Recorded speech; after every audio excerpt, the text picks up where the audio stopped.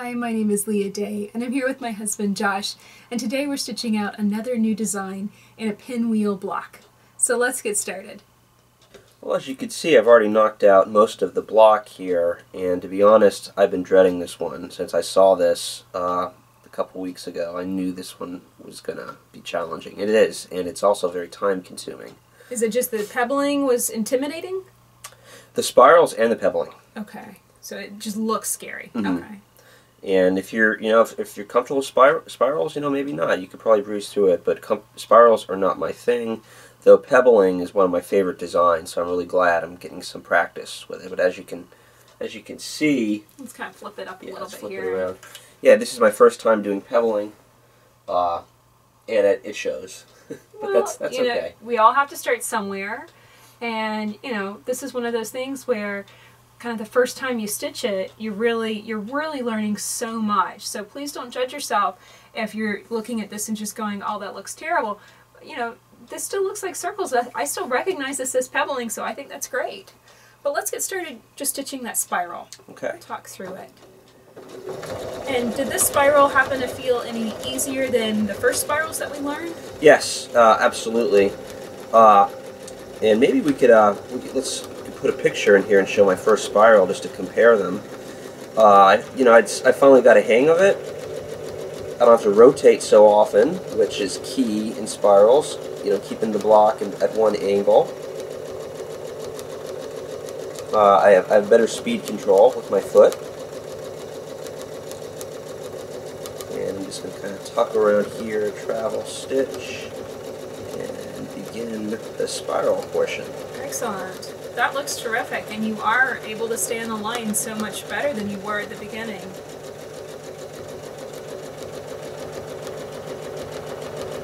And the speed is just about perfect for me. Now I'm going to get to the end here and stop to really delineate that point. Mm-hmm. Make a nice sharp direction change for that center of the spiral. Perfect. And I'm going to rotate and finish off.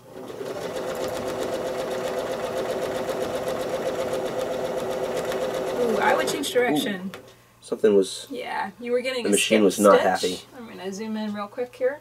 And you were getting a skip stitch because it just doesn't like that direction. So we're going to have to go back here. Yeah, maybe work towards yourself. See what happens there. Move. You want to move off that spot. Just trying to get a handle on the speed. Yeah. There we Stitch go. slowly. That definitely helps. But you don't want to just sit there and stitch in place. You want to make sure that the block is moving. Otherwise, you can easily break thread just staying in one place. What happened right there? Okay, what we're happening, and you can kind of see this, we're getting some shredding and some I would call this bubbling, where the thread's kind of splitting. I could open up and kind of take a look at the thread. Well, you can't really see. See if I can back up and I can show you this. I've opened up this side of the machine. I'm taking a look at the thread, and it looks like it's just getting super twisted. So let's investigate. There's a lot of different reasons why this could be happening to Josh. I'm even going back up into the top of the machine to look at how the thread is feeding off the spool. I'm starting there. That's looking okay, and we haven't actually broken thread. So I think that it's more than anything else a direction issue. And one thing I would like to note too, I've been really working on this block for a while. I've been working on a good solid 35 minutes. Mm-hmm. So you think that that could have something to do with it? I don't know. I was asking. Oh, well, it depends.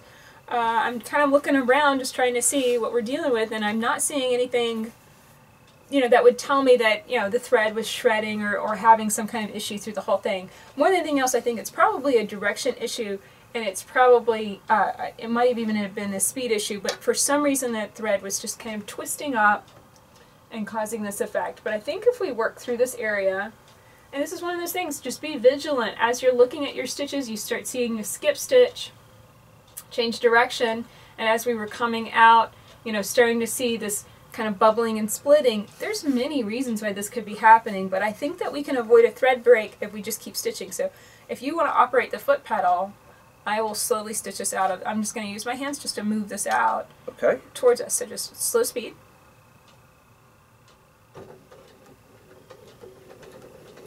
And so I'm just carefully shifting this down and out. Okay, stop. I do this a lot to students in class. I'm like, okay, you run the foot pedal and I'll move the block. And it really usually works out. What it is, I think, more than anything else, this was a direction issue. We can flip up the block and look at the opposite side. We've got a little bird's nest there where it skipped and the threads just didn't come together. This is perfectly normal. I think the best thing to do would be maybe to rotate the block more often. Just watch out for that type of thing. As far as the question of, Josh, do you think that we should rip this out or not? I mean, this is your block and your quilt, and it is a thread nest on the back of it. Do you feel like we should rip it out? No. You want to leave it? No, there's so much stuff going on in this block anyway, and this is one block in a whole quilt. I'm fine with leaving it. Okay. The one issue is that if we leave it, that bird's nest might be one little spot that might come out as the quilt gets worn and washed. And, you know, one day that stitch might come undone, but there's so much stitching in this block in general, I don't think that that matters all that much. I think you can get away with it is what I'm saying. Again, I think the most important thing is to keep quilting, not to pick up your seam ripper and rip things out. If you wanted to just double check that it's going to be secure and stable and not come out, run another line of stitching on top of it. Just travel stitch right back into that spiral and stitch on top of that stitching, and that's going to secure it and hold it in place. Now, is it going to look great? No, but at the same time, it will be yet another repetitive action going into the spiral and coming back out. So keep that in mind. That might be something you want to try too. Okay, one thing I found helpful, and I learned this on my second pass through the pebbling, is to make figure eights. Oh, okay, interesting. And what I'm going to do is I'm going to go all the way down to the bottom. You're just kind of working your way around all the pebbles. Mm-hmm. And I try to knock out the big guys first as much as I can. Okay. Maybe bring your hands just a little closer to the needle. Not on top of it, but just a little closer to the needle. I think that'll give you a little bit more control.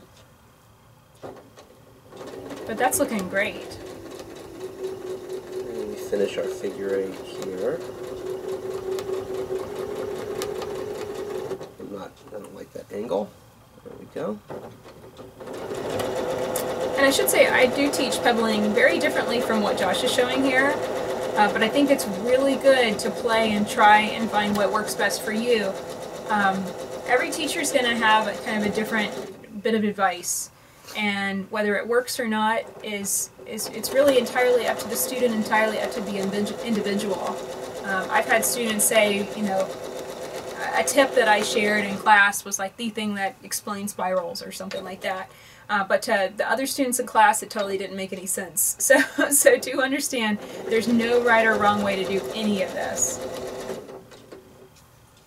My one and only criticism of this technique that you're using, Josh, is that you might miss pebbles. It might be really easy to miss pebbles. Yes, absolutely, and that's a very valid criticism, and I've already missed several, and my response to that is that's okay. Okay, cool. Because they're little tiny pebbles. At the end of the day, it doesn't mean anything. Okay, doesn't matter. Okay.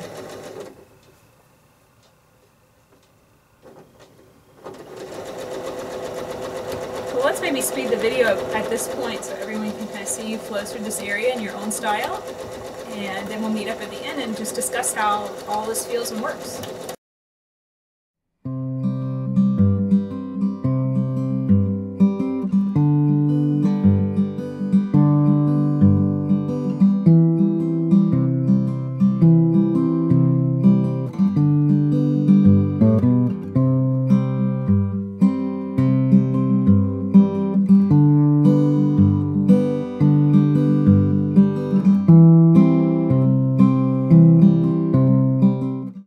So that's it for stitching spirals and pebbling in this pinwheel block.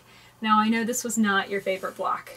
No, it's honestly, looking at the finished result, I'm not happy with it, and that explains why I was so quick to let that bird's nest mistake go, because I looked at the whole block and it doesn't look good.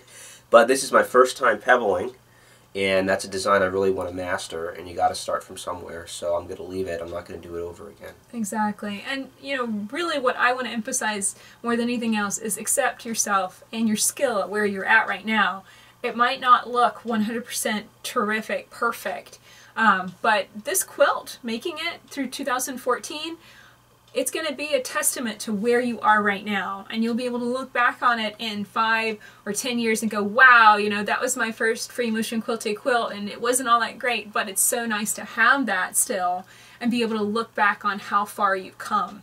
This is just a starting point. It's not where you're going to finish. So just keep that in mind. I know that you're not very happy with your block, but it is going to get much better and easier from here.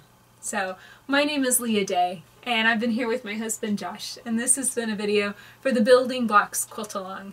You can join us with this quilt along, piecing and free motion quilting 42 beautiful blocks by picking up a copy of the Building Blocks quilt pattern. You can pick up your pattern at leahday.com. You can also find pre-printed spoon flower cheater cloth of all of these blocks, so you don't have to piece and quilt and cut and piece them, I should say. They're ready for you to quilt. You can find that panel at spoonflower.com. Until next time, Let's go quilt.